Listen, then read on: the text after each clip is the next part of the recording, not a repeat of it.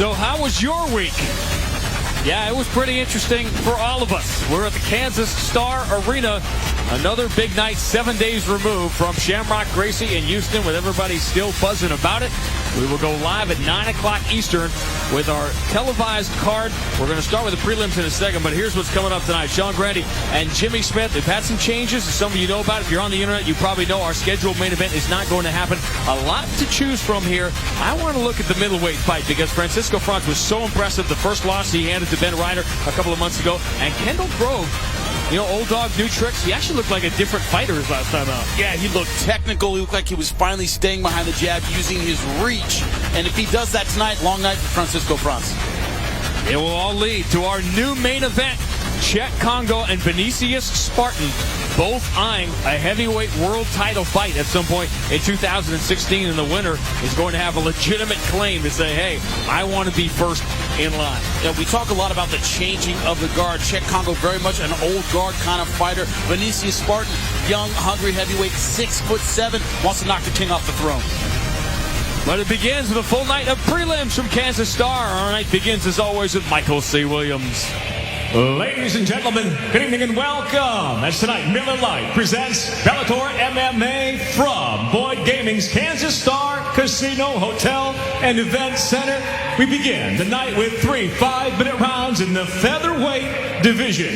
Introducing first the blue corner at 5'5", weighing in 146 pounds even. His professional record: 4 wins, 1 defeat. He fights out of Overland Park, Kansas. Introducing Duran LaFerro Carlos. And across the cage, fighting out of the red corner at 5'10", weighing in 146 pounds even as a professional. He stands undefeated at 5-0, fighting out of Wichita, Kansas. Introducing Ty Blanchard Clark. And the referee in charge of the action, Rob Hines.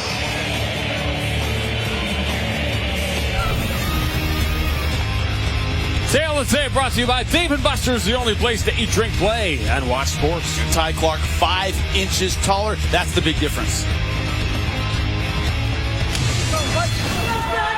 Rob Hines gets us underway. The first fight in my full year of doing this, that began with a selfie, a dual selfie at the weigh-in yesterday. Well, they're not fighting friendly right now. Both guys coming forward. Ty Clark in the red gloves at the Dave Rickles camp. A lot of the fighters we're going to see here have trained with Dave Rickles. One thing you talked about, the height advantage of Ty Clark. When you're moving forward, you negate that advantage. Easy to run into your opponent's punches. My time. Or other things. Right over here. Right over here. Right over here, sir. How we doing? You need to see the doc? No. Okay, you get some time to recover. Left foot right to the cup. Take your time, shake it out. You let me know when you're ready. You good? You sure? Last time we saw Rob Hines here at Kansas Star, we had the Rickles-Alessio fight. All right, gentlemen, here we go. I thought he ready? could not have handled that any better. Perfectly handled. Unfortunate situation in a fight. Dave Caveman Rickles was winning, but made a mistake. That ends up a no contest. Nice quick right hand by Carlos. Saw on the tail tape, the reach advantage is not that great. No, not that significant.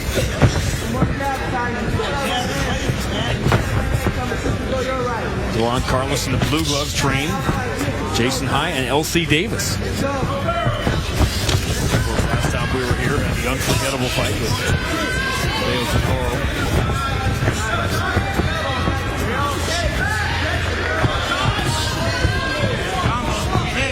Carlos has had his success on the ground.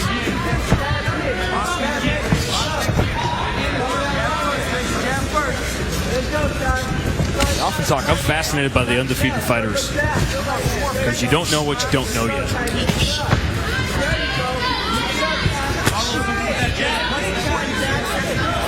I think, fighters tell me that after about 10 or 12, it starts becoming a burden. 5-0, you know you're going to run into a superior guy. It's just part of the game. It's not yet a burden being undefeated.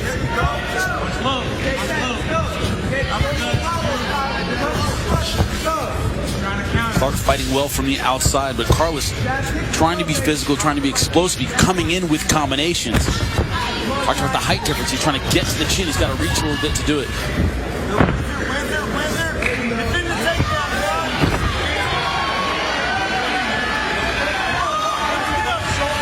Those feet couldn't do it.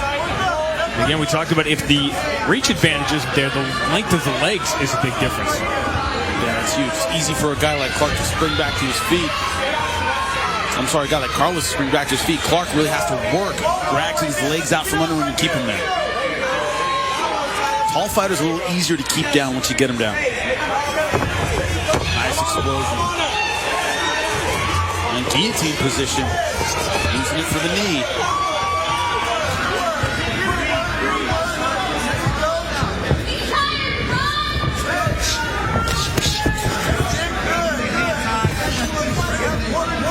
Oh, the difference in build too with that height. Yeah, that one got through the right. Carlos got shaken the first time. He has been doing a good job of getting in and out.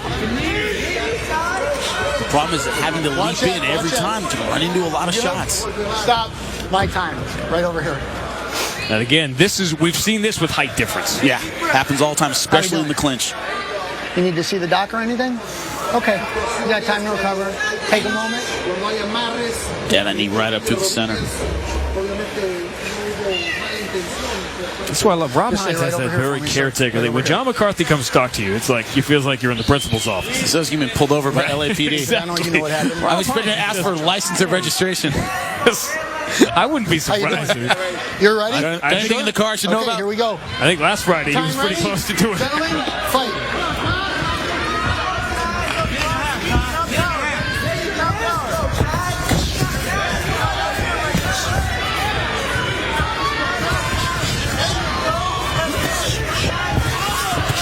Pretty clear the price Carlos has to pay to try to get inside. Clark throwing very efficient punches. What he doesn't want to do is get in a brawl with the guy with shorter limbs. We're good. Keep going. Keep going. We're good. Oh, I said it's good. Rob Hines saw something that Carlos is very surprised, yeah. Trying to shake it off. He's still hurting. Surprising choice going for the takedown. Thought he had him hurt on the feet. This gives him some time to get his wits about him. If it was a low shot, gives him time to recover. Especially late in the round. Interesting choice.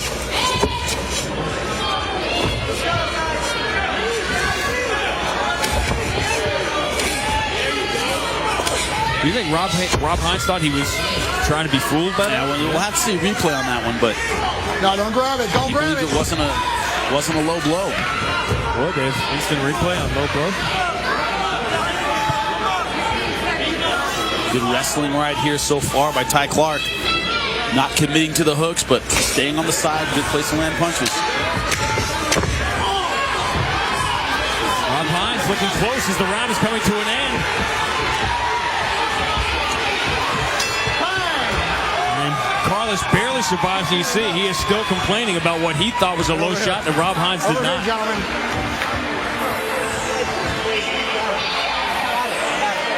I need you to watch on those combinations.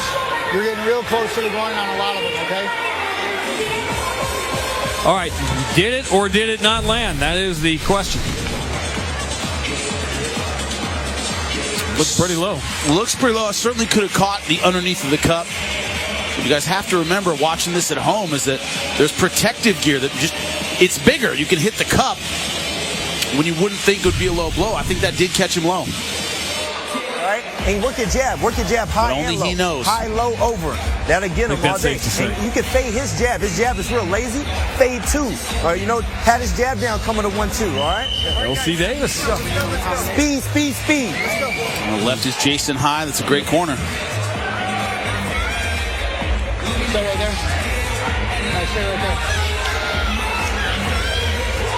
Talked about LC Davis, who we saw against Joe Warren in September. All right, gentlemen, here we go. Second round ready. Second round ready. Let's go, fight. An awkward round number one on a variety of levels.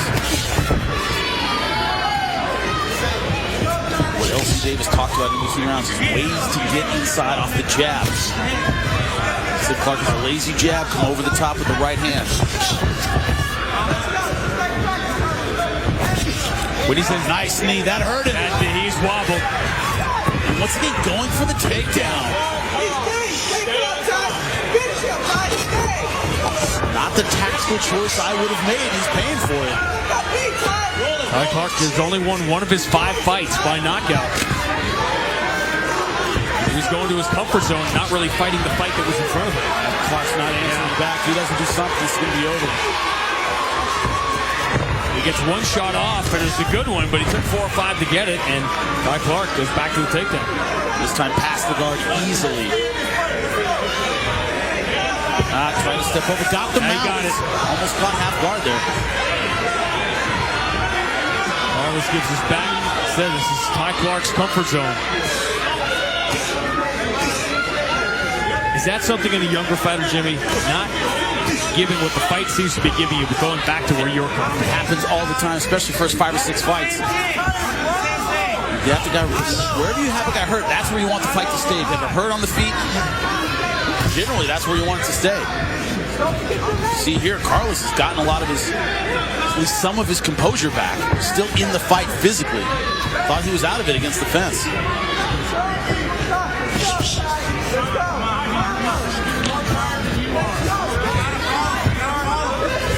Ty Clark pushing him around, getting him to the fence easily, controlling the real estate.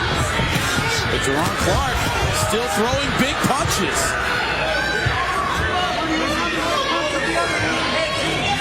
No quitting this guy. I don't know if there's going to be a post-fight selfie. Oh, that right got through. Another left. Boy, Carlos just keeps coming forward. Clark might have just spent a lot of gas against the fence trying to finish Carlos, and now he's paying. What did they mean, lazy jab? Doesn't bring him back to his chin. It means you let the jab go and it usually floats to the hip or it comes back slowly. General definition of a lazy jab. Doesn't snap out and come back to the chin. Did you agree with that assessment? Yeah, he does tend to bring the jab back a little bit low.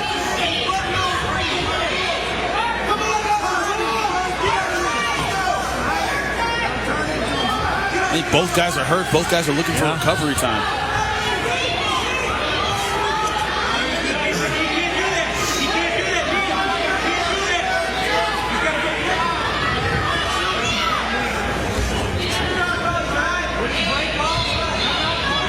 Continue to improve, gentlemen. Let's improve. Keep that mouthpiece in. There you go. Rob Hines saw what we saw. That mouthpiece was starting Nice out left hand. You could see there was blood. We couldn't see where it came from until now. Carlos gets a little bit lazy. Wild shots, hoping one gets through.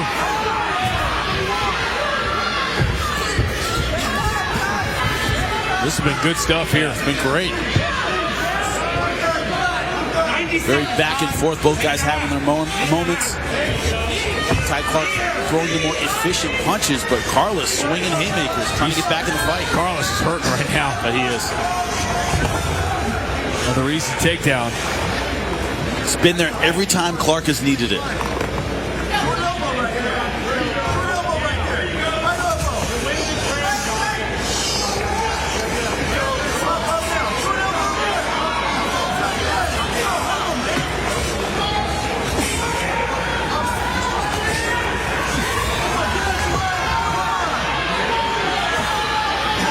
Wrestling ride. This is what takes a lot of energy out of a guy too. He's turning, he's trying to escape, he's trying to pop back to his feet, costs a lot of gas.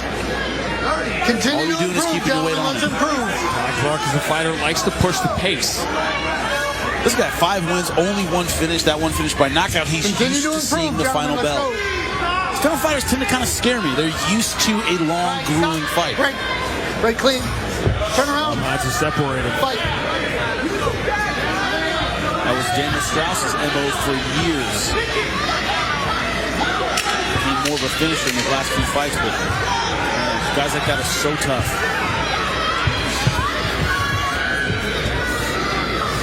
Fine, gentlemen. Carlos stayed on his feet somehow through 2.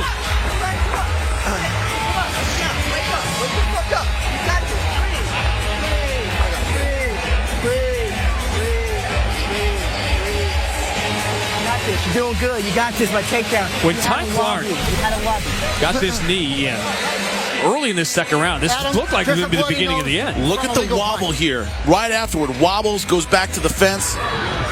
But Corliss getting back in with heavy punches. A lot of these punches got through. Some of them hurt Clark, got him backwards into a defensive mode. That is important. It's about beating your opponent's tempo. And look at this short left. A little more distance, a little more snap on that. Could have finished the fight. Last 5 minutes. Clark has had some opportunities here. Carlos has given him opportunities. Put your hands together as we now go to the third final round.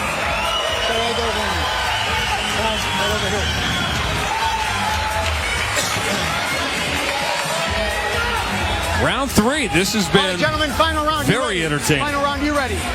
Go, fight. And a style clash. And a body type clash. And to me, it's been about the tactical mistakes of Ty Clark. He's just taken himself out of it. I thought right when he had the finish, it's almost like you said, like he's just comfortable with going to a decision. Not taking the opportunity to finish when he could. Eventually in a fight, that'll bite you. Clark, the red gloves, taller fighter, 26 years old. Both have had 5 professional fights.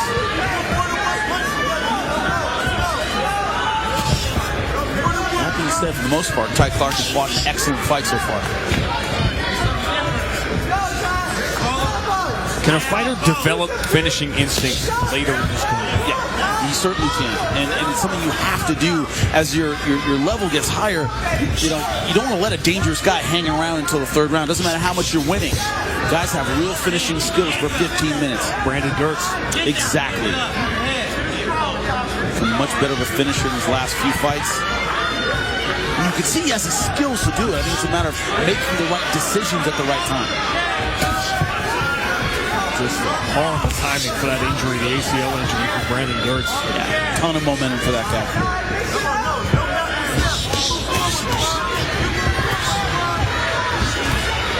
Derek Campos, his last victim, rights the ship, wipes out Melvin Gillard, then taking on Patricky Pitbull. If you're not moving forward, you're moving backward. Other guys will take your place. What a night for Derek Campos to record that knockout against such an iconic name and do it in front of Mike Tyson.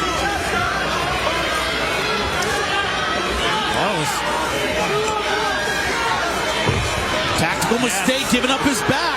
Again, Clark makes a big mistake, a huge mistake, and that's under the chin pretty good. Does he have enough strength to finish it? Edge has big arms. It's hard to fit him all the way underneath the chin. He couldn't get those legs locked the first round when he tried it.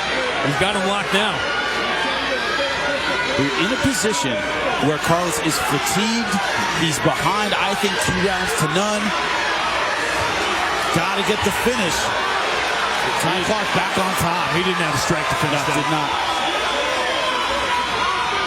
He gets that in the first round, maybe. Yeah.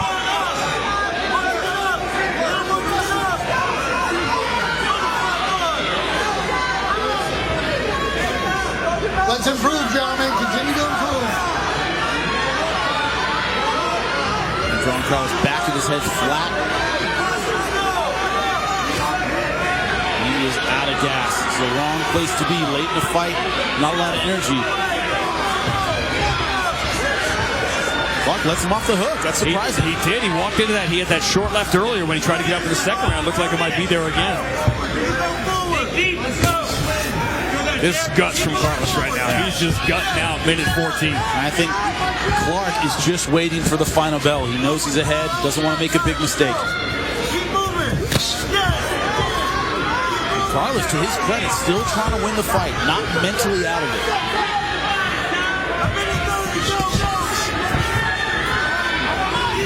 It's there. Clark is giving him opportunities here. I got a feeling 90 seconds, he might give him one more.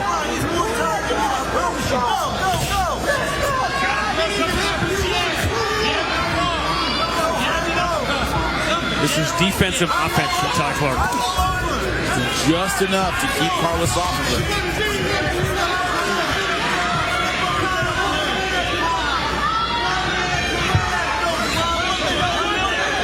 Every time his corner spends 1 minute to win, all Ty Clark is thinking is, can't give up a knockout. 1 minute. As long as I don't get finished, this fight is mine.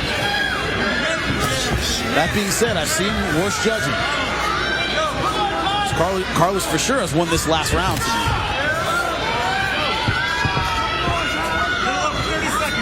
Were there moments, enough flurries for a judge to see round 2 for Carlos? I don't think so. You don't think so, but that's the risk. But Clark gave up opportunities to finish. Comfortable going to the cards. You never know.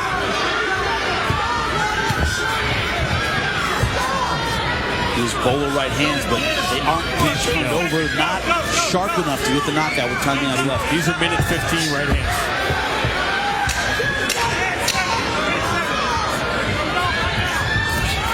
Tough fight, fun fight, gutsy performance by Duran Carlos. Ty Clark was able to keep him at bay for much of it.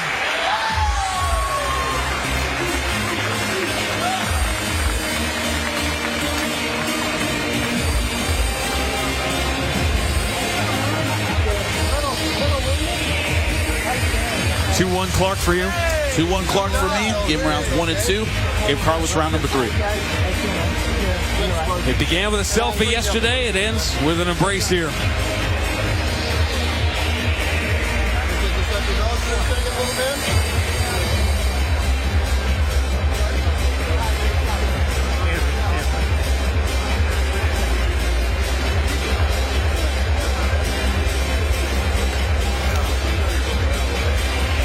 How you feeling, man?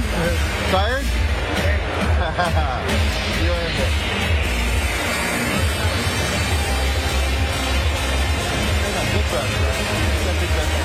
Ty Clark trying to stay undefeated.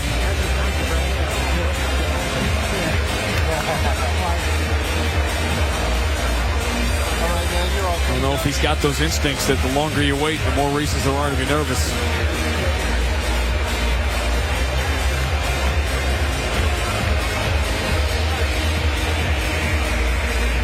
Duran Carlos, the Army veteran, tour of Afghanistan, showed a ton of heart.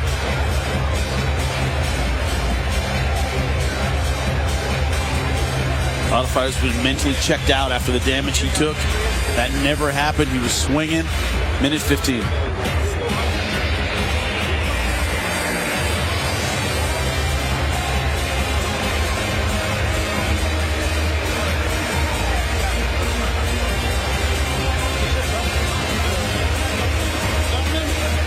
A lot of respect between these two.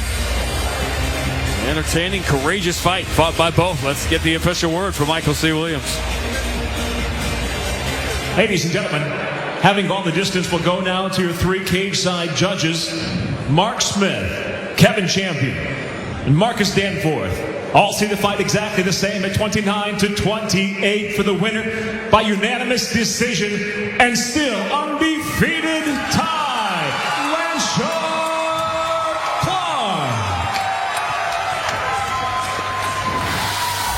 6 wins, 5 have gone to the cards.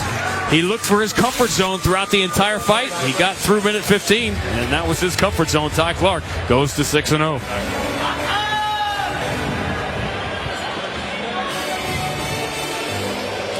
When we go live at Spike, 9 o'clock Eastern Time, there is nothing quite like a David Rickles entrance in Kansas. He gets so jacked up for it. We talked at Benjamin St. Louis about how you can get caught up in that and you forget about how talented a fighter David Rickles is.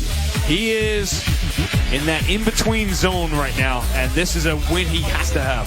You know, we talked about our top 3. Obviously, the champ, Ill Will Brooks.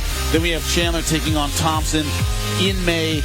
The rest of the pack in that group, you have Patricky Pitbull, you have David Rickles, you have Derek Campos.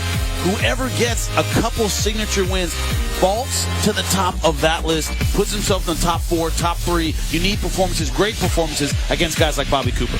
David Rickles lost twice to Michael Chandler. He lost to Patricky. Still looking for that big signature win. For Benicio Spartan, this would be the signature win that would put him on the map. That's right, and he has all the skills to do it. What I like is he's an outstanding finisher. All of his wins, 8 of them have been finishes, 6 knockouts, 2 submissions, 6'7", not physically intimidated by anyone. Cheick Kongo with that unbelievable resume. He has been in with the best of the best over the years at heavyweight.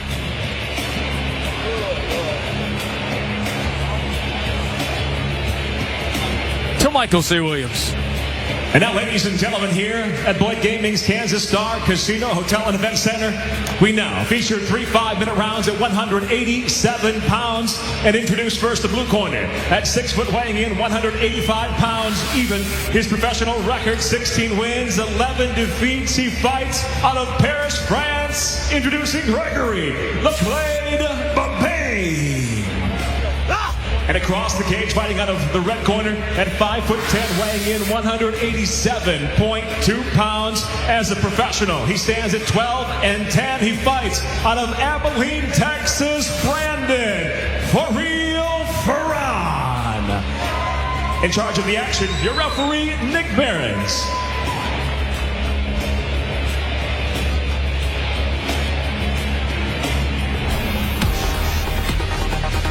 The Tale of Tape brought to you by Dave & Buster's, the only place to eat, drink, play, and watch sports. Look at Ferran, missed weight by 2 pounds. Was he prepared for this fight? I'm sorry, 1.2. I ask you that a lot, and I think it's just worth mentioning. What's the first thing you think of when a fighter misses weight? Because there could be a lot of reasons, but what's the first thing that comes to your mind? Preparation. Number one, didn't start his cut at the right time. Makes you wonder how focused he was at the end of camp. Green, the blue gloves. The Cheick Kongo camp.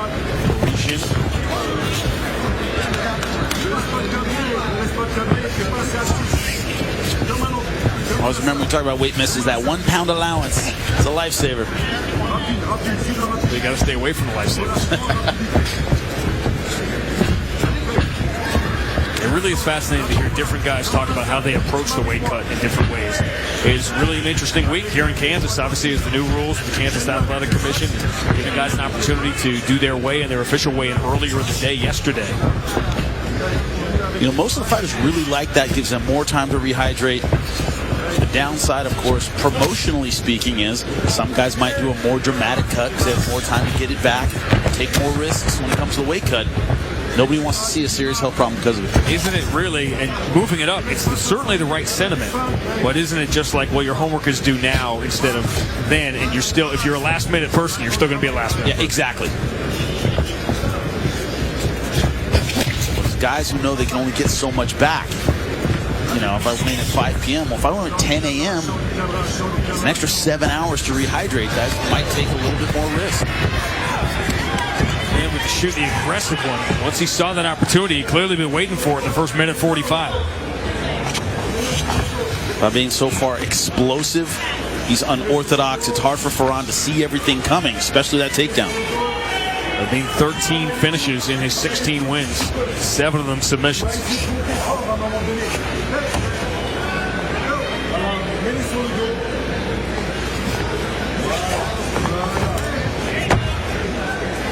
Remember, in half guard, the good rule of thumb, if the guy wants distance, he's trying to ground and pound. If he wants to stay tight, he's trying to pass.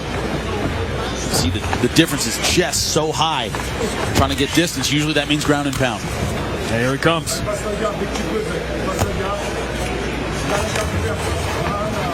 Trying to pass. Get that athletic step over pass, and he gets it.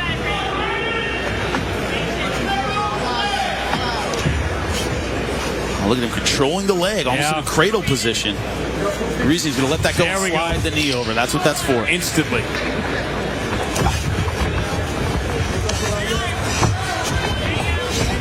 Bad mistake, turning his back. Is that under the umbrella of panic? It's under the umbrella of having to do something quickly. If you turn, that's fine, but you got to be ready to turn back to your back, give up your side and push and do the mount escape, and he didn't do that. Turned all the way to his stomach. Now, bear in mind, that's not the wrestling escape, as we call it in wrestling. They explode their feet like that. And a good wrestler can do that, but Ferran, you can tell, just not quite used to it. Tell me something on the bottom. No big punches here, but no defense from Ferran. I agree with the ref. Got to show something here. Nick Behrens, he's looking in close. Could be it. Yeah, where it's done. That was methodical. You see a guy get everything he wants.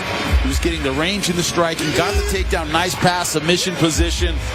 Everything went Babin's way. Professional, methodical. Yeah, exactly.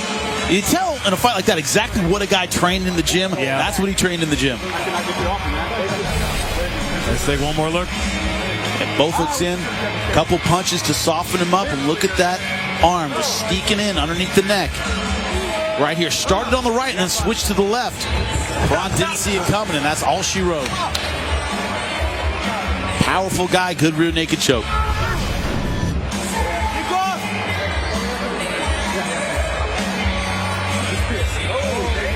Back fist to the commissioner.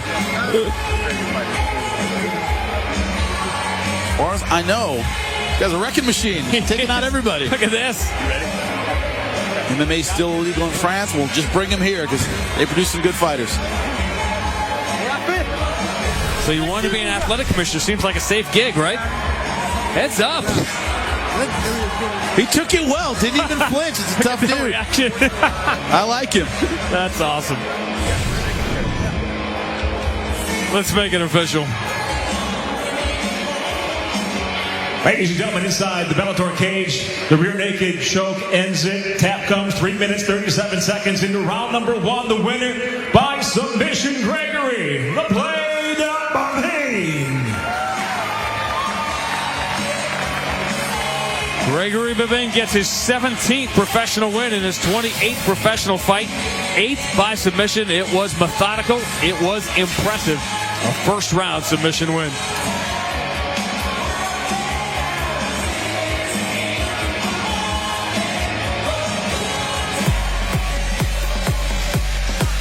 Now, you may not be familiar with Gaston Reno and Chuka Willis. You will be if you join us at 9 o'clock Eastern Time on Spike. Gaston Reno from Uruguay, one of the hottest prospects that people are talking about. They're starting to buzz about him. He is 5-0. None of his 6 fights, he also has a no contest in there, all ended in the first round. This is a fight, Chuka Willis and Gaston Reno, they've been very excited about here locally. They've been trying to put it together, trying to find a stage on which to put it, and the loss of the Galvo Dantas world title fight, the main event tonight, moved Chuka Willis and Gaston Reno to the main card. They are both jacked about it. And what I like about Reno is unpredictable. Throws a lot of kicks from a lot of different angles, a lot of spinning techniques. But Chuka Willis jacked for this fight. He thinks it's about physical domination. That's his key tonight. A night of opportunity. Up and down. And in the main event, no bigger opportunity tonight than for Vinicius Spartan. He beat Yurton Teixeira back in September with an impressive second round submission win. Now easily the biggest name on his resume in the main event. Jimmy Smith has a special guest, a very special guest. One of my special guests tonight, of course, David the Caveman Rickles. Caveman, when you talk about Bobby Cooper, you're talking about getting past guys like Bobby Cooper. You want another shot at Iron Michael Chandler, Ill Will Brooks, Josh the Punk Thompson, the big names at 155, but you got to have impressive performances this time against a guy who's never been finished. What kind of challenge is that to you, man? Man, I love challenges, and, you know, on a day like today, we should talk about me and my greatness and my beautiful beard. And on National King of Kansas Day, I will provide the sacrificial lamb, which is Bobby Cooper. Now, I'm curious, before a fight, does the commission make you comb it out, go through it, look for stuff in there, look for weapons, anything like that, or do they go au natural? Sometimes there's, extra food that I can use for energy in between rounds, but they're starting to comb it out now. You've told me a long time ago, you said maybe I could change my fighting style, be a little more defensive, move a little bit more. I wouldn't feel like Caveman anymore. I have to ask the question, changing camps, fighting at altitude, training in Denver, changing things up a little bit, but you try and keep that Caveman style. What was it like going to a new camp?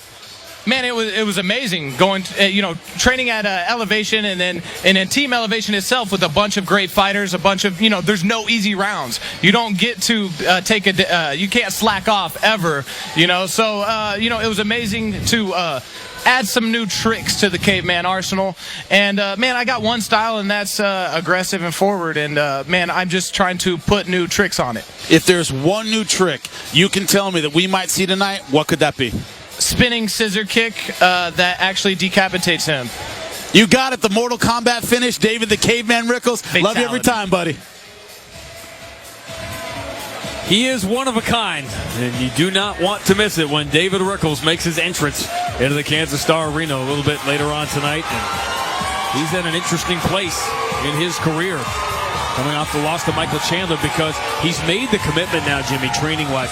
He felt so confident going into that Michael Chandler fight, and when you put in the work and you feel like you've improved your game, and listen, it was going to be tough for anybody to beat Michael Chandler that night, and that's a tough thing to kind of soak in. To Michael C. Williams. Ladies and gentlemen, tonight Bellator MMA presented by Miller Lite will now move to 3 5-minute rounds in the welterweight division and introduce the blue corner first at 6 foot, weighing in 170.8 pounds. His professional record undefeated at 5-0, hailing from Cascais, Portugal, introducing Andre Fialho. And across the cage, finding out of the red corner at 6 foot, weighing in 170 pounds, even as the professional. He stands with 7 victories, just 1 defeat. He fights out of Wichita, Kansas, Manny Mendez.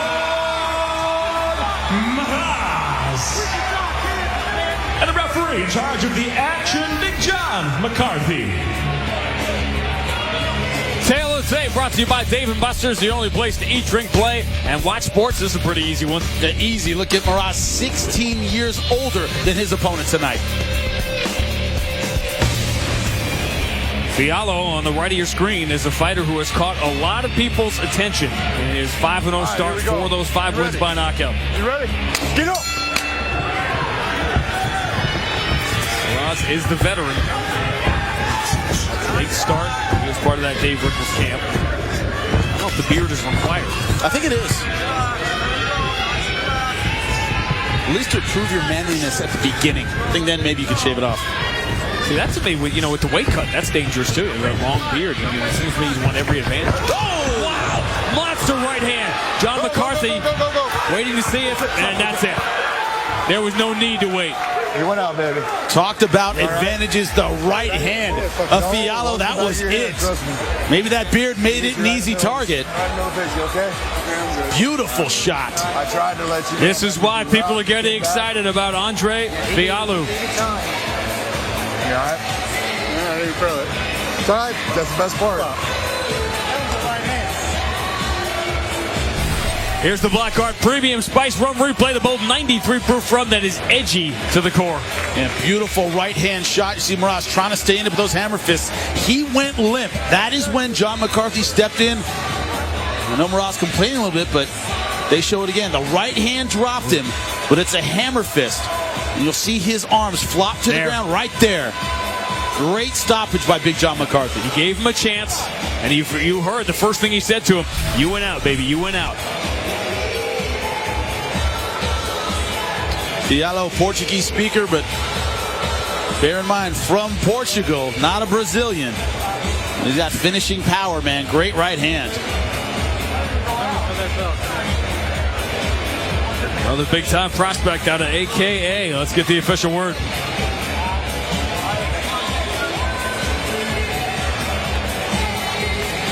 Ladies and gentlemen, inside the Bellator cage, referee Big John McCarthy waves off the contest due to strikes. Official time 29 seconds into round number 1. The winner by knockout, still undefeated, Andre Fialho. Andre Fialho, a name to remember, a 29-second knockout victory. Impressive.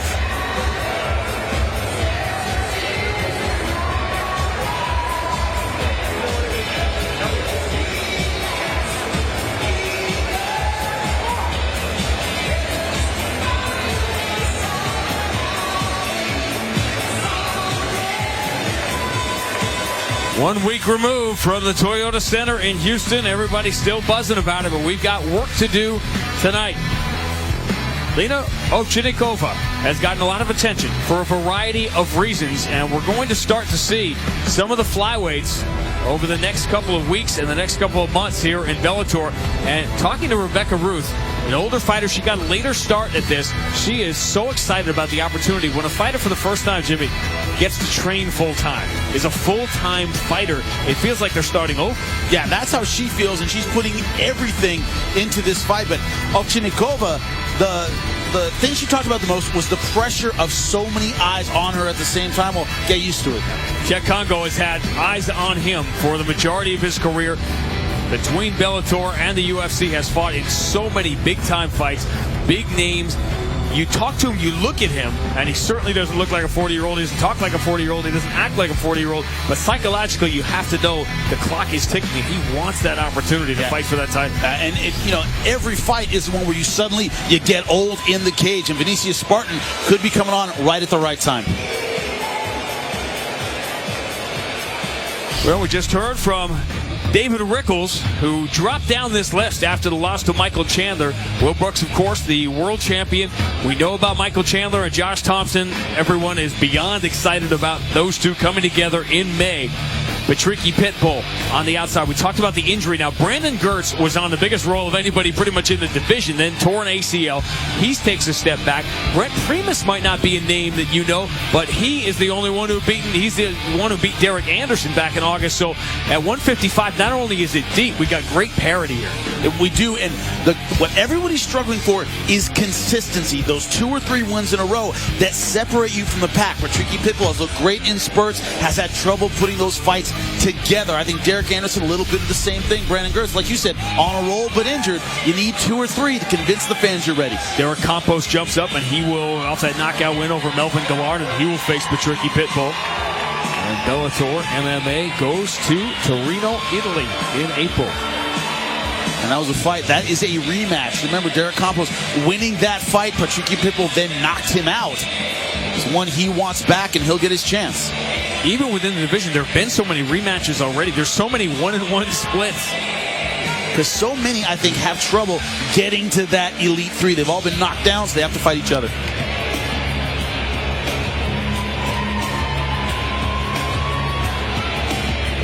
Ladies and gentlemen, again, good evening and welcome to Boyd Gaming's Kansas Star Casino Hotel and Event Center as Miller Lite tonight presents Bellator MMA, where we now feature 3 5-minute rounds in the middleweight division. Introducing the blue corner at 6 foot, weighing in 186 pounds even. His professional record, undefeated at 2-0. He fights out of Kansas City, Missouri, Julian, the Cuban Missile Crisis Marquez. And across the cage, fighting out of the red corner at 5'11", he weighed in 185.4 pounds. He too, an undefeated professional. He brings 4 victories without a defeat. He fights out of Wichita, Kansas. Introducing Chris Harris. And a referee in charge of the action, Rob Hines. Stay on the tape, brought to you by Dave & Buster's, the only place to eat, drink, play, and watch sports. Both fighters undefeated, just getting their career started, but all 6 of those wins, finishes, don't blink. All right, gentlemen, here we go. First round, you ready? First round, you ready? Let's go, fight.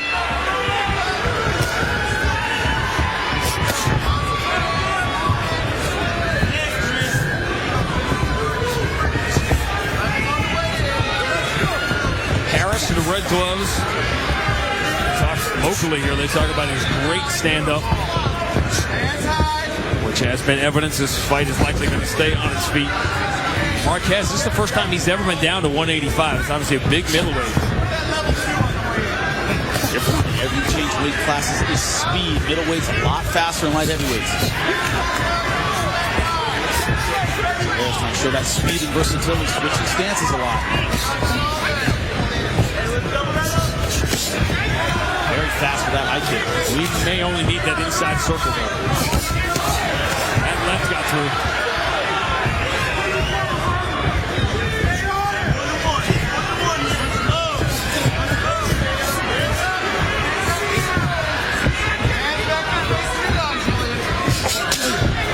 Nice body shot. Reverberating through the Kansas Star. Harris is right now throwing better combinations. Marquez throwing power punches. So far, Harris able to see them. Harris has been switching back and forth, back to orthodox. Big part of fighting is knowing what kind of strike you are, knowing what kind of power you have. If your opponent has better knockout power than you do, throw combinations. You have to outland them.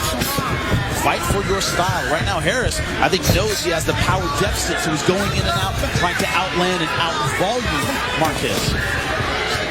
When you've always been the one with more power, when do you know? When's the moment you know that, you know what, for the first time, I'm not that guy.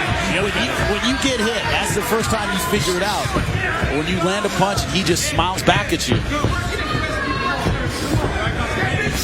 a lot of guys failed because they thought they were knockout punchers and they weren't. Marquez, though, thudding shots. He believes he's the knockout puncher. Harris has to keep the attack going, constantly angled.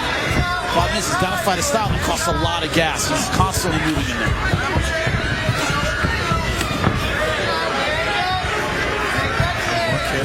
That's a big middleweight.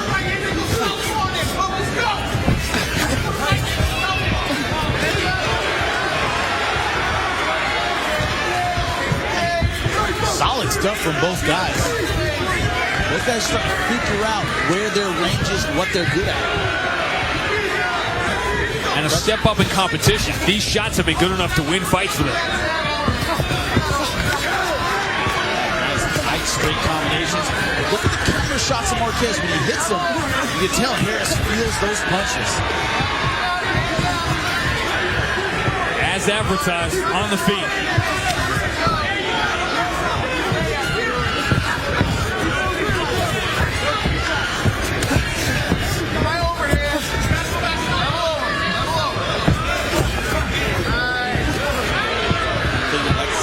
More from Harris is a head movement.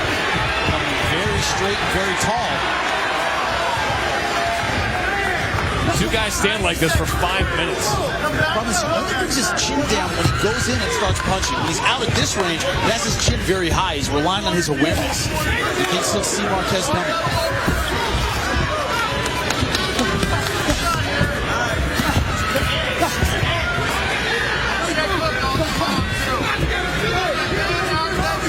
Never set a pace you can't keep. You can't do it in minute 15, don't do it in minute number 1.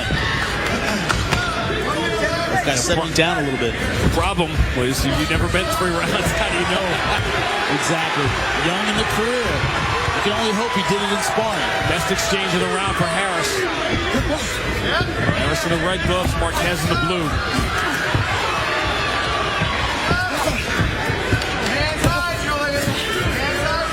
You hear the corner reminding Julian Marquez to keep the hands up. They dropped a little bit. Not surprisingly here after 4.5 minutes of banging it out. Nice left hook. Got to run Marquez having cut down to 185 for the first time. He'll be light on his feet, but could he be more fatigued? Nice left hook. This is a great fight.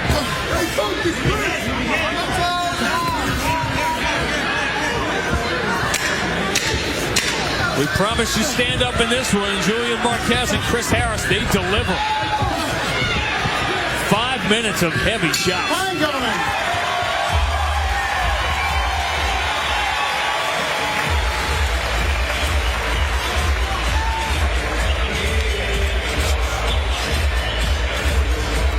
All right, I want lots of feints and goes before you go, okay? Feint on your level changes. Pop this out for me. Deep breath, deep breath.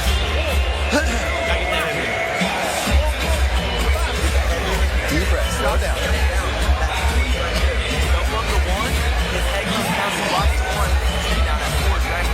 Jab, level change, uppercut, okay? That one, level change, he's gonna bite on it, throw that uppercut.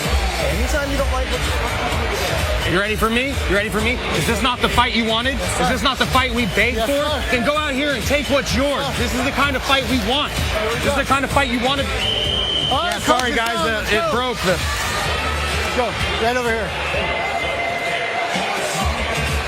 Okay, right there.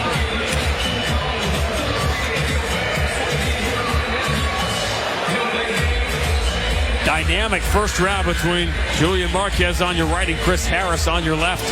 They never left their feet. They hit each other with some big shots. Round 2, you ready?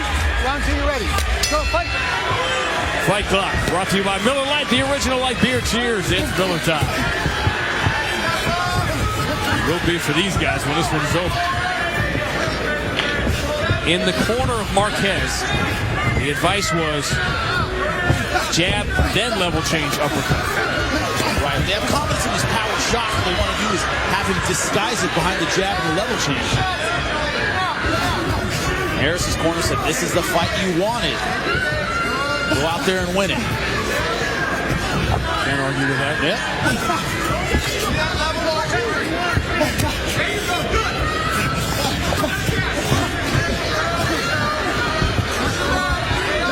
Harris is in a position where he cannot slow down against Marquez. His footwork, I think, was a big part of his success in round 1. The problem is that he's very fatiguing.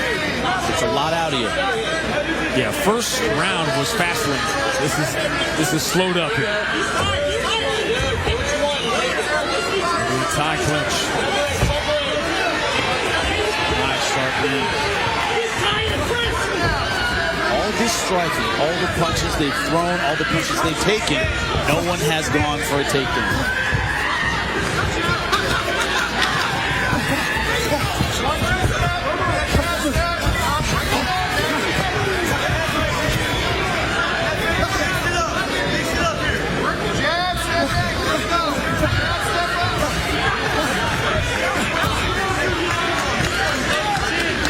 Not nearly the volume in round 2. Looking more for an opening. He takes a good knee for Marquez. What he doesn't want him to do is get in a situation where it's 1-for-1, where his volume drops to the point where he's getting these one-punch exchanges with a bigger fighter. Has to out-volume a nice spinning elbow. Big combination by Marquez. Nice right hand. This is back and forth as it gets. Harris, the right at wobble Marquez for the first time. Harris without the footwork is a much easier target. Marquez starting to land with big punches.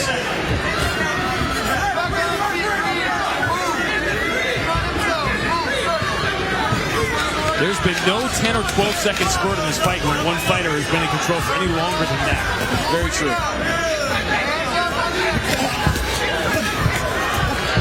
Not what Harris wants. Wading into power punches. If any one of these could put him on his butt. He needs volume. Going for a body lock than a takedown. Not going to get that. No level change behind it. Harris is looking for knees here. He's looking to set him up. There you go. Someone has lost a mouthpiece. It's important in a fight like this. Nice elbow over the top. The knee set up the elbow. Look at the power difference. Marquez is shrugging him against the fence, but can't keep the physical pressure on. That's got to be disconcerting. Harris landed some big shots here.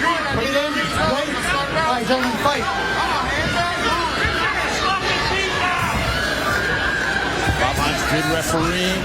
Getting that mouthpiece back in, especially the way these guys are throwing.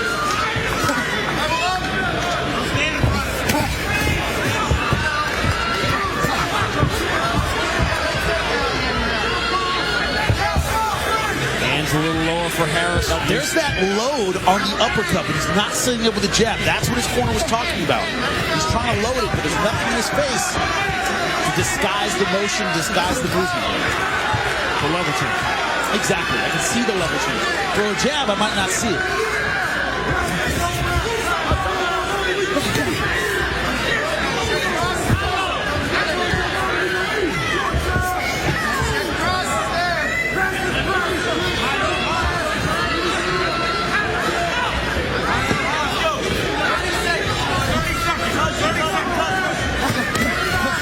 Oh, nice uppercut. Uppercut got through.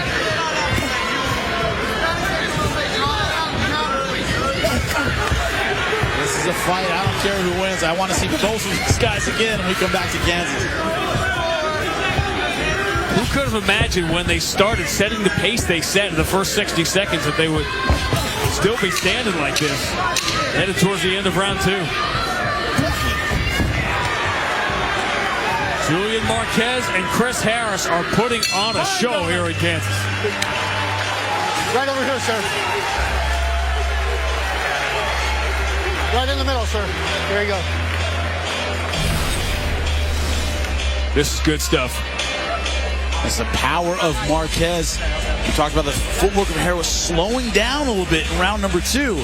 Became more of a slugfest. There's your spinning elbow. Yep, starting to land some power shots, but Harris, I loved his work against the fence. Look at this elbow right over the top. Nice in-close clinch work, good short game. But when Marquez lands, you can tell the impact is tremendous. But I want you to press. Harris, I think, still outworking him in round number 2. When he rests, that's your time to go get him, okay? You got 5 minutes, Chris. Let's go out and finish him. Let's do what you came to do. All right, Bubba. This is our last round. You got to finish this fight, okay? Here.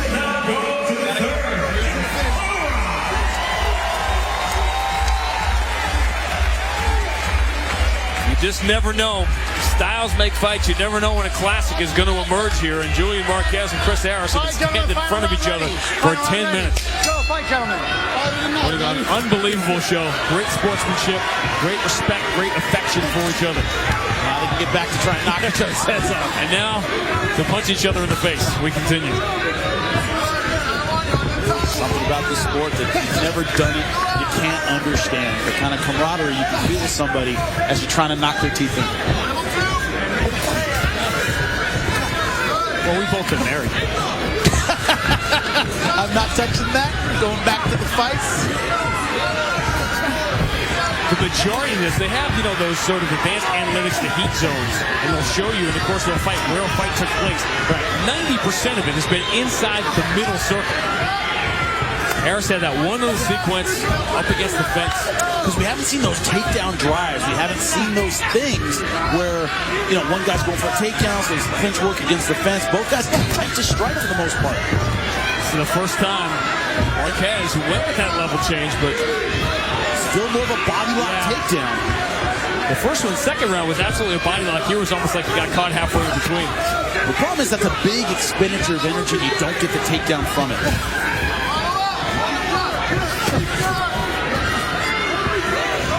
And I'm not sure that either thinks they're going to have the advantage on the ground.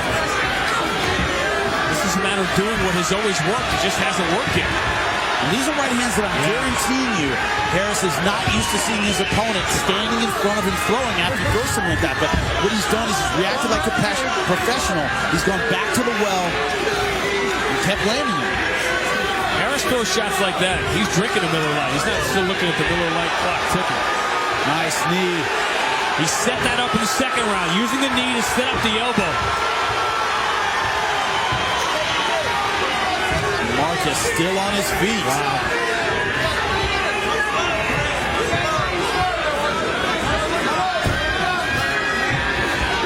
This is as good as it gets. This is just great heart, great counter-striking to evenly matched fighters. And if you think about it, where they are in their careers, 2 wins for Marquez, 4 for Harris. They're fighting a very, very mature fight. It has been a spinning elbow attempt. For 2 guys standing and trading, it's been cerebral. Yeah, very good. No big mistakes. Little slip there. It's a slip. Both guys showing chin and heart that you're just born with.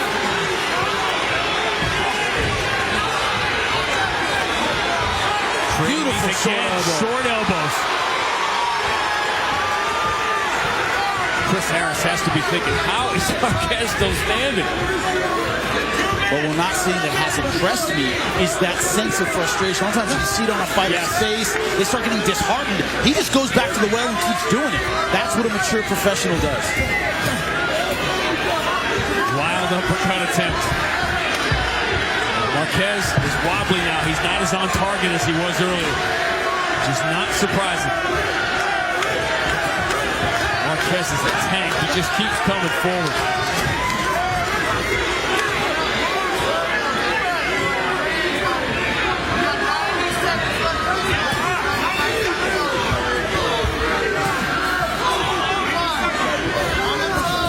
When you're in the middle of a special one, you know it.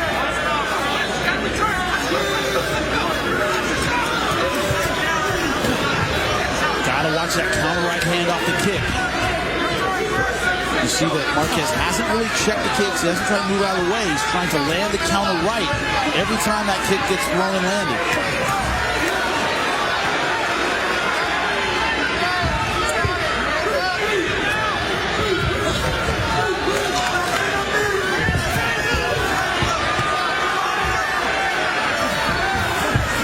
Harris more judicious now with his shots. More opportunistic. Marquez still has hopes of that uppercut getting through. These are two guys that you are going to know we're in a fight. When they wake up tomorrow, they're going to be hurting. But Harris has been a bit more efficient. I think he will have the satisfaction of a win if he can make it another 20 seconds. Chris Harris and Julian Marquez, unknown to many, step into the Bellator cage tonight in Kansas and put on one of the best fights we have seen this year, and they are going to the final second of minute 15. Spectacular from start to finish.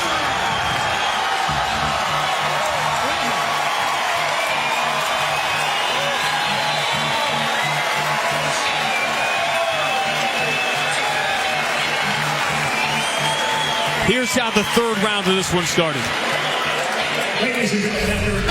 right, gentlemen, final round ready. Final round ready. Go, fight, gentlemen. I agree 100%. That will be a very difficult act to follow. In just a moment. And both these guys, so much physical potential, so much heart, guts. The technique has been good. Marquez needs to sharpen some things up, but this is his third professional fight. Here's the Black Guard Premium Spice Rum Replay, the bold 93 proof rum that's edgy to the core. This could have been at any point in this fight. Both guys trading punches. Marquez trying to land bombs. Harris trying to throw combinations. And what I loved from Harris was that elbow over the top, in close knee, and then elbow right over the top. Beautiful stuff from Harris. Great combinations. Kudos to Marquez for staying on his feet so many times in this third round. It seemed like physical retreat, like he could have checked out, but he didn't. He finished the round and the fight swinging. If it wasn't for the damage on their faces, you couldn't tell that was minute 15 or minute 1. That's how the entire thing went. You can step into the Bellator cage as an unknown, but you never know. You might not leave that way. This is why sometimes these are fights. You may look at this. This could easily be a 30-27 unanimous decision, but that could be the most misleading result because the rounds were so tough and so close. Yeah, very true. Very close and very entertaining. WKC. Michael. Mike.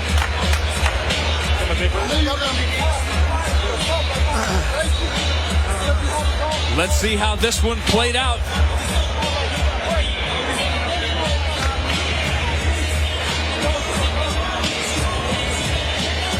Ladies and gentlemen, having gone the distance inside, the Bellator cage will go to your 3 cage-side judges.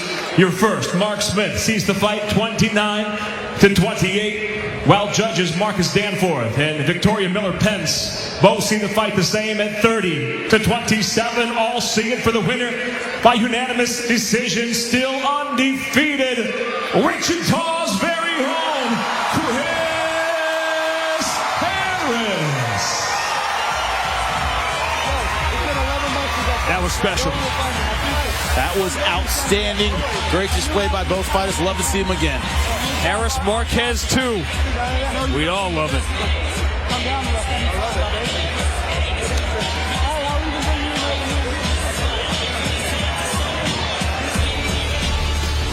Nine o'clock Eastern Time. We will go live and free on Spike. In the middleweight division, Kendall Grove had a chance to win the world title a year ago against Brandon Halsey, and Brandon Halsey was just one of those nights. He was going to be almost impossible to beat. But Kendall Grove, talking about an old dog and new tricks, in his win over Joey Beltran, really used his size, he used his length, he used his reach. A win over Francisco France, who was the first to hand Ben Ryder a loss inside the cage. He had been 16-0 before that fight. The winner of this fight is going to put themselves in very good position in the middleweight division. We've got some big news coming up later on concerning the middleweight world title and the first title offense of Rafael Carvalho coming up. Jack Congo would like nothing more than to finish his career as a heavyweight world champion. But to do that, he's going to have to turn back the challenge tonight of Benicio Spartan. That's our main event tonight at Kansas Star Arena. Talked about Kendall Grove. He is standing by with Jimmy Smith. Hey, Kendall, how you doing? My question tonight. The last time against Joey Beltran, I was impressed by your boxing, your ability to stick and move, stay behind your jab, and be more of a technician. Want to see the Hawaiian Brawler tonight or the technician? You tell me. Nah, I like being a technician. It's easier on the chin, man. Easier on the chin, easier on the body. And I like what I've seen after watching the fight, and I think that's the key to this guy. Footwork and sticking him with my jab, waiting for that opening, and when he shows me that opening, I'll take advantage of it. Now, your opponent, Francisco Franz, known for his ground game, his jiu-jitsu. You've taken on some of the best in the world. Big Dog, Ricardo Almeida, Damian Maia. What are your thoughts on taking this guy on the floor? If it goes there, I'm going to try to keep it standing, honestly. But if it goes to the ground, I'm well prepared. I had a good camp back on Maui with all the guys at Maui Jiu-Jitsu, my Jiu-Jitsu coach, Joel Bowie, and Luis Heredia, and all the boys up there giving me good work. And so my mind is sharp for anything on the ground. So we'll see. I can talk all the crap I want right now, but in about 2 hours, we're going to go at it, and we'll see if it all works. Now, of course, Rafael Carvalho upsetting Brandon Halsey, winning the title, shaking things up at 185. Where do you feel a win tonight puts you in the title mix? I think I'm up there, but we'll see. If it happens, it happens. But I got to get, like I said, all this talk, it don't mean nothing if I don't get that win tonight. And I got to go through a tough Kiko France. So we'll see. Hey, Kendall, always a pleasure talking to you. Always a pleasure watching you fight. Good luck tonight, brother. Thank you. Not easy to get people to come to you when you're in Maui, but that's where Kendall Grove had his camp this year, and he is pretty excited about this fight tonight and the opportunity that comes with it.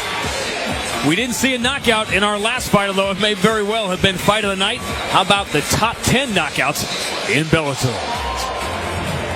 Let's take a look at Bellator MMA's top 10 knockouts. Number 10, Irish Brennan Ward uses his knockout charms to finish Roger Carroll. Good night. Look at this right hand right to the jaw.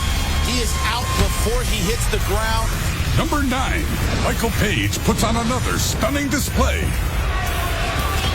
Oh, and it's over. It's one of those things you can't believe what you just saw. You just saw Michael Venom Page. Beautiful shots.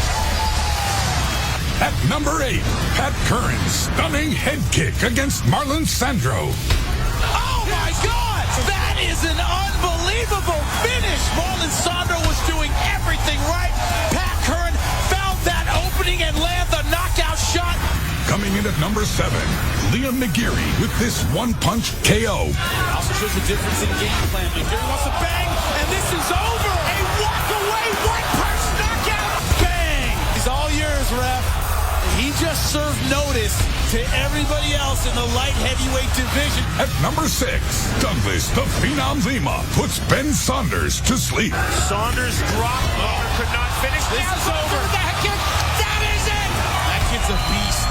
A monster at 170. Number 5, Pitbull's stunning left.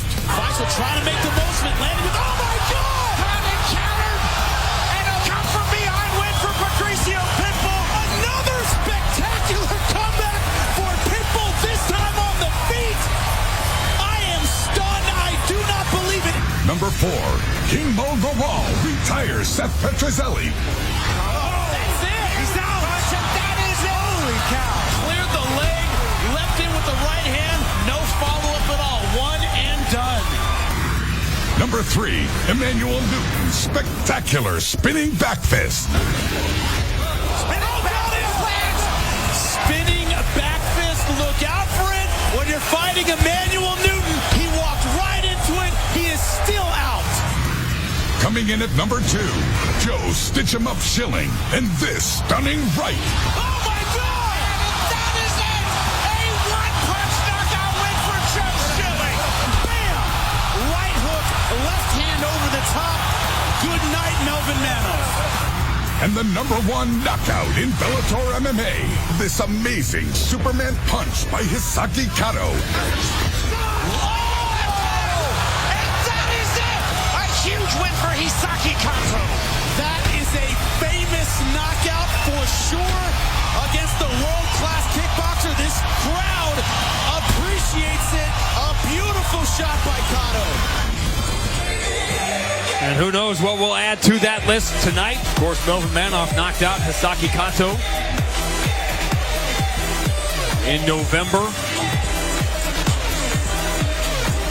Trying to find his place in the middleweight division. And said, stay tuned tonight on Spike. We're going to have an announcement concerning the middleweight world title that Rafael Carvalho took from Brandon Halsey in a stunning liver kick finish back in October. A fight that Halsey dominated the way he's dominated most of his fights. Sure. Brandon Halsey is somewhat interesting. He's got a decision to make about 185 or 205. And now, ladies and gentlemen, please welcome your next fighter ready to make his way to the cage. This is Rome Lindsay.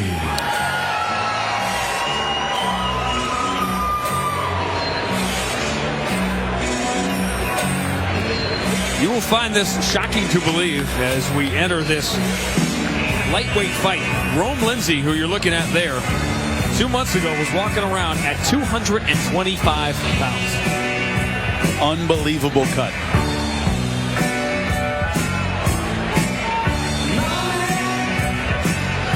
Talking about the Kansas Athletic Commission and making changes with the weight cuts. And that requires time and extraordinary discipline. And now, his opponent ready to make his way to the cage, Marcio Navarro.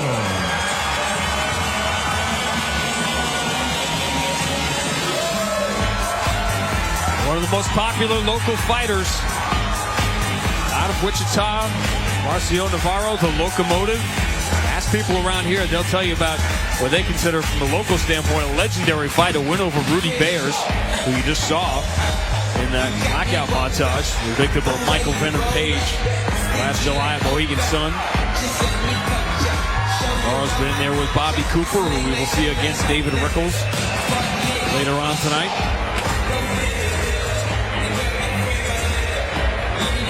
To Michael C.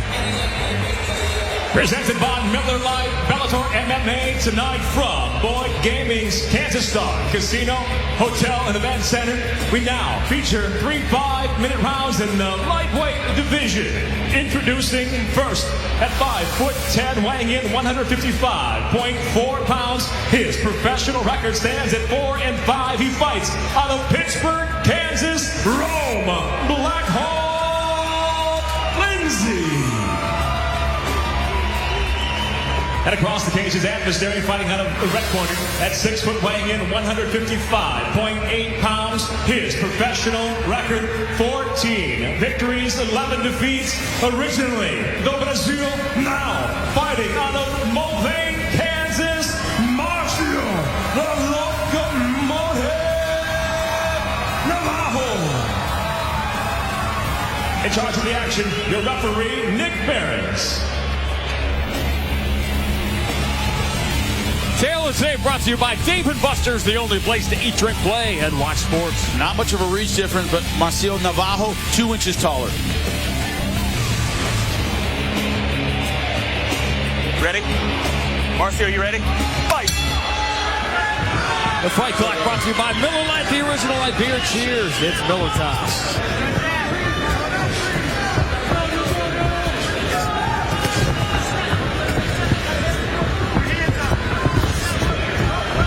Lindsay has lost 5 fights. He has lost all 5 by submission. Showing some good early shots. Showing some faith in his boxing, though. I was going to ask, what does that tell you when you see that? in a fighter's 9 fights into his career. Take him down. That's exactly what it means. He's been relying on one skill set for the most part. Navajo, excellent on the ground.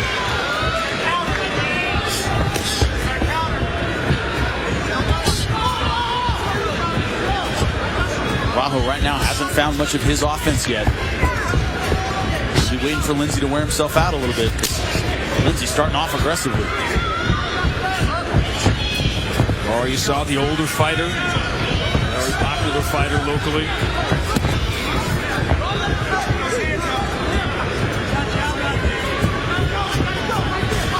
25 professional fights, almost all of them local.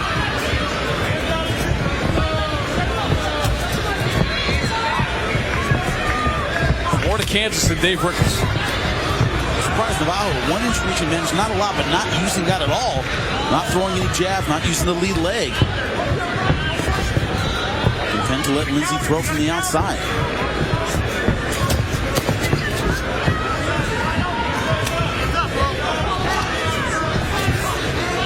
Talking about those 5 losses, a lot of fighters let the losses kind of lull them into a false sense of security.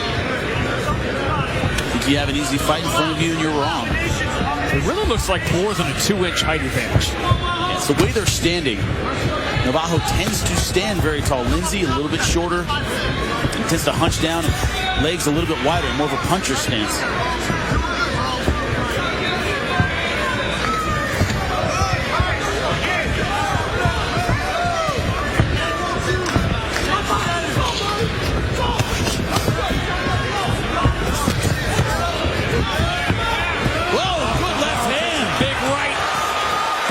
He's in a world of trouble, and it's over. He was the aggressor throughout this fight. He was looking for his opportunities, and he found it. Great shot. Navarro was feeling more and more comfortable with that reach advantage, and he got in too close. The Brockhart Premium Spice Rum Replay, the Bolt 93 proof rum is edgy to the core. That left hook inside the punches of Navajo. That was just target practice on the ground. Look at it here. It's a left hook. Bang. Off the wild shot from Navajo. This is just icing on the cake. The referee giving him a couple seconds to maybe wake up and do something. This fight was over. You see shots like that, hard to believe. Just the second professional knockout for Rome Lindsay.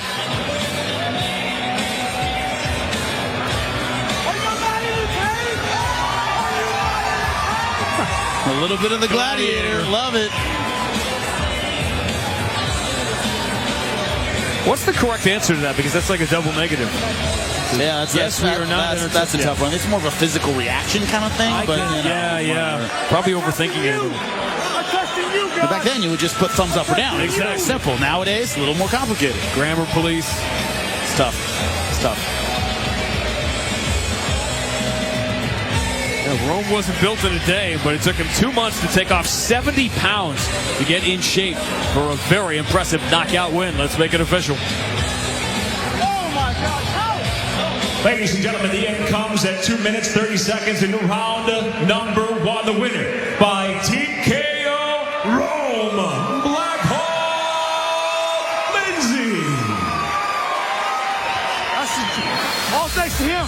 All thanks to him. Rome Lindsay, a very impressive left hook knockout win. We've got an awful lot to tell you about here tonight at Kansas Star Arena. A lot of the things that are coming up tonight here live on Spike.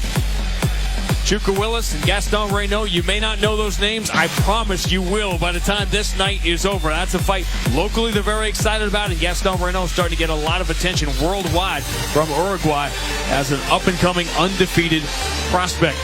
It will all lead to the main event tonight in the heavyweight division as we try to solve the world title picture. Here are 2 guys that want to be in that picture when this one is over. Chet Congo and Benicio Spartan. That's right, Chet Congo, the veteran, but 40 years old, very experienced, been through a lot of wars. Benicio Spartan, the young, hungry lion, an outstanding finisher.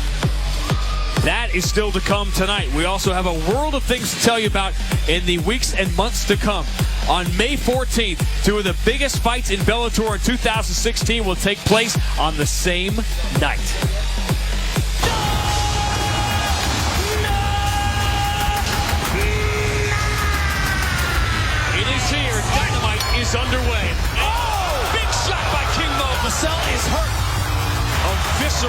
and dominant Bellator debut from Mr. Wonderful Phil Davis. Moving on to the finals against King Mo.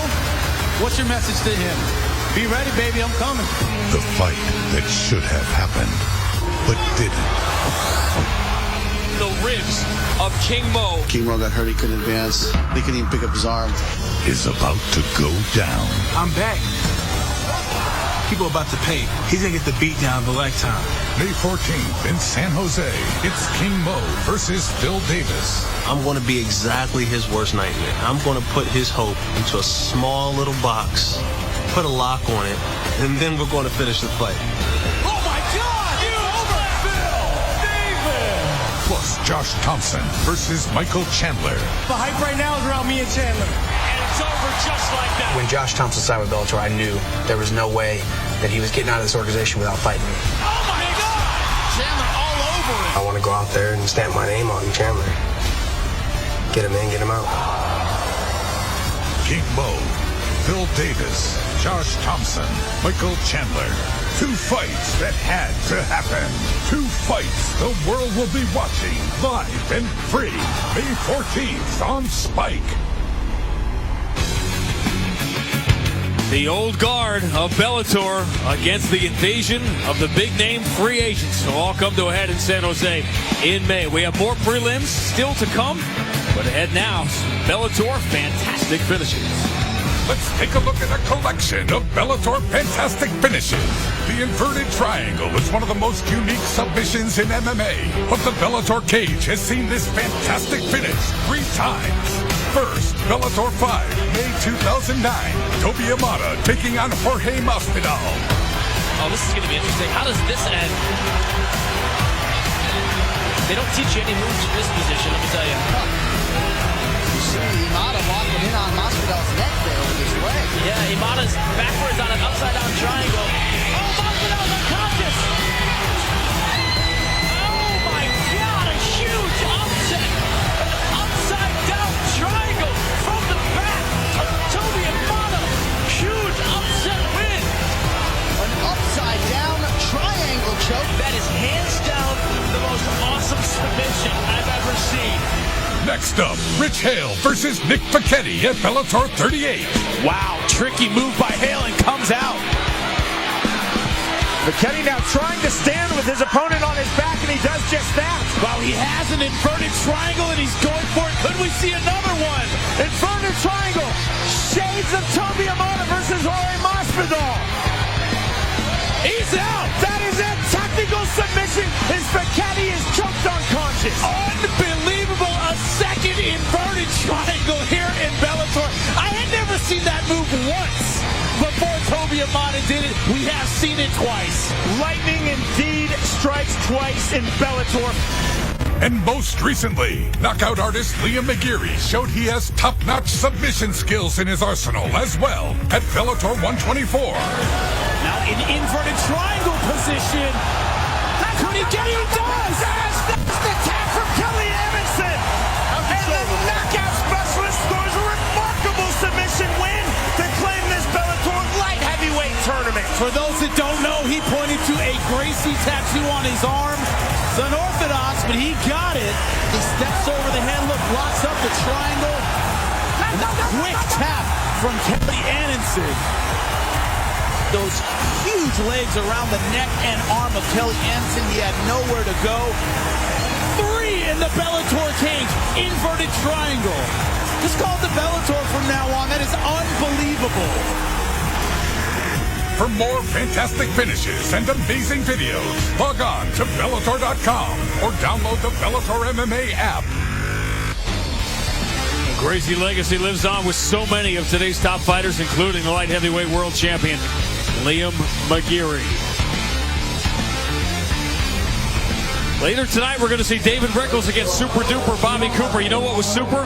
The performance of Chris Harris in a phenomenal 15-minute striking contest with Julian Marquez. Chris Harris, part of that Dave Rickles camp, unanimous decision win. One of the best fights we have seen this year. That's a fight that'll get you off the prelims quick. Bobby Cooper warming up, Two kinds of fights in MMA, easy fights and great opportunities. For Bobby Cooper, this is a great opportunity. 17-fight pro, never been finished. What he's hoping to do, maybe weather the early storm and catch Caveman making a mistake. That's how you beat him. A lot of guys be tough to come into Kansas to face David Rickles. Bobby Cooper, you just get the feeling when you spend time with him, kind of an even-keeled guy. He's been through some wars. He's been a long-time professional, not going to be affected by the stage that he is on tonight. And this is that stage. Bobby Cooper and David Rickles. David Rickles trying to put himself back in the mix at 155. Chuka Willis and Gaston Reynaud. We talked about two top prospects, and as excited as everybody is about Gaston Reynaud, Chuka Willis is just 22 years old. Keep that in mind. He's already had some high-level fights, and this is a fight locally they are very excited about. It slides on to the main card tonight, live on Spike, beginning at 9 o'clock Eastern. All leading to the main event. Benicio Spartan against Czech Congo. Huge battle in the heavyweight division. Somebody wants a title shot, and one is going to be knocked off that list tonight. To Jimmy. I'm here with Benicio Spartan. Spartan, the biggest name of your career, not just a big name, but a guy who's well-rounded, very experienced. What do you see as the key to this fight tonight? I think the key was the train, hard work always pay off, and I'm very confident in my game. I'm very confident in the work we did in the gym.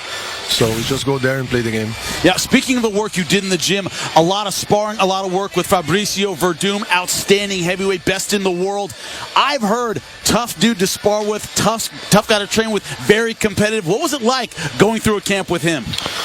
He was training to fight Kane, so everybody was training together. So I have Orlando Sanchez together. He's ADCC champion. I have Verdun, who is the best fighter in the world today, heavyweight. And we have Anderson Braddock, too, a very tough guy from Glory. We have Mauricio Shogun.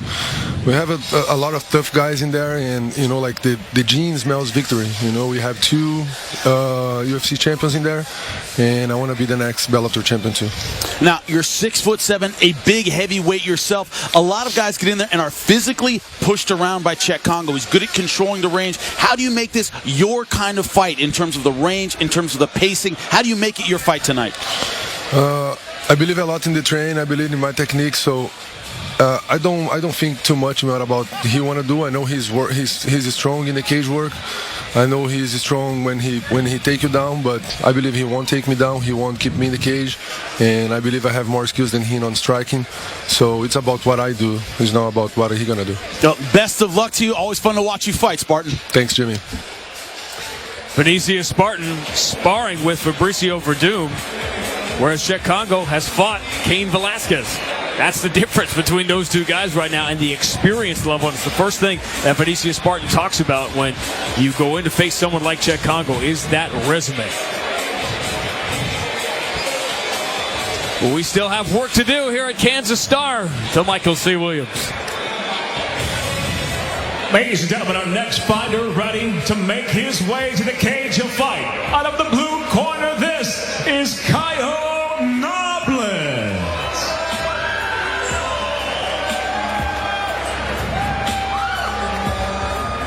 Kyle Noblet out of Glory MMA. Locals will tell you this is the word I heard from three separate people. This was a stud wrestler.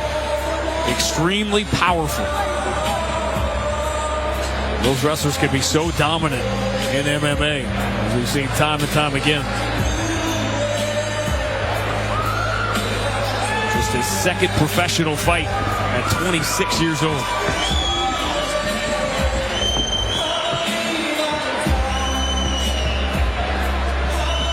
And now, his opponent ready to make his way to the cage of fight.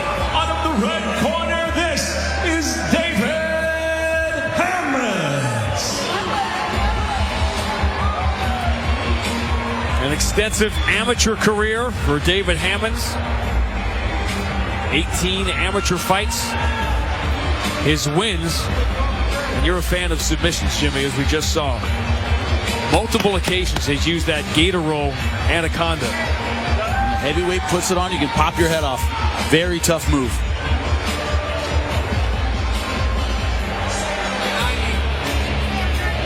And now from Kansas Star Arena, Bellator MMA presented by Miller Lite. Now, goes to the heavyweights inside the Bellator cage, set for 3 5-minute rounds. We'll introduce the blue corner first.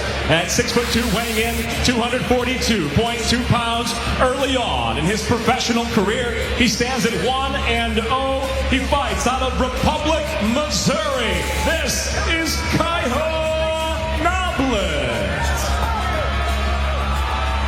And across the cage, fighting out of the red corner, at 6'4", weighing in 262.4 pounds. He too, early on in his professional career, he stands at 1-1 from Kansas City, Missouri. Introducing David Knucklehead Hammonds.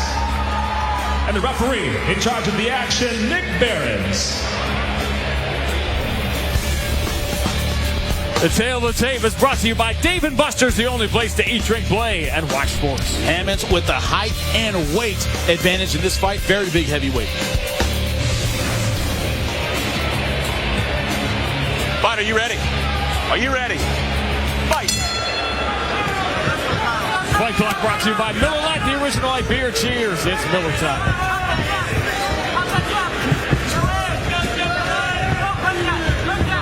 Hammonds hasn't fought in 2 years. Hammonds in the red gloves. Noblet getting the takedown. So he's trying to isolate the Americana, but now in full mount. Hey, flow here, good. This is exactly where Hammonds didn't want to be early in this fight. He's a star wrestler. You gotta get off the bottom. This might not go very long. We're done.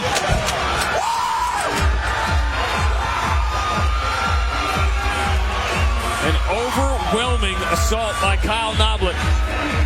Talked about his wrestling. Easy takedown, easy transition to mount.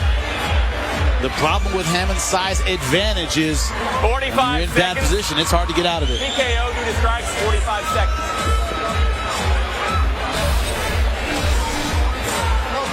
Here from this wrestling ride position, short hammer fist, short punches.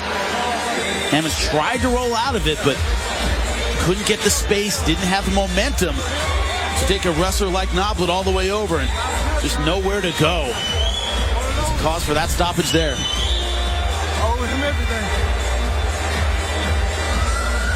Second professional win for Kyle Noblet.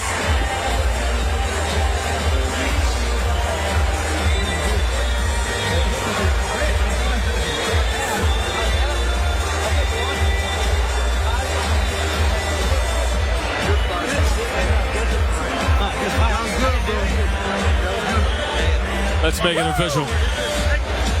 Ladies and gentlemen, inside the Bellator cage, the end comes 45 seconds into round number 1. The winner by TKO, still undefeated, Kyle Noblet. Kyle Noblet gets his second professional win. Entertaining night of prelims. They promised us that here at Kansas Star, and they delivered. We're going live at the top of the hour. The heavyweights, Czech Congo and Vinicius Spartan in the main event. We'll talk to you then. But before we get to the main event, Kendall Grove, it was interesting listening to you talk to him, Jimmy, because it seems like that last fight really did sort of click in, the Joey Beltran fight. He realized it's easier to fight at a distance. It's easier to fight behind the jab. Don't have to get in brawls every time against Francisco Franz. I think that's his strategy tonight. Bobby Cooper and David Rickles. David Rickles, the entrance coming up at Kansas Star, all leading to the main event. Vinicius Spartan and Czech Congo, the winner, one step closer to the heavyweight world title shot. We'll talk to you top of the hour, live on Spike. Next, get ready for a knockout when heavyweight giants Czech Congo and Vinicius Spartan fight live. Good night. Bellator MMA presented by Miller Lite. Next on Spike.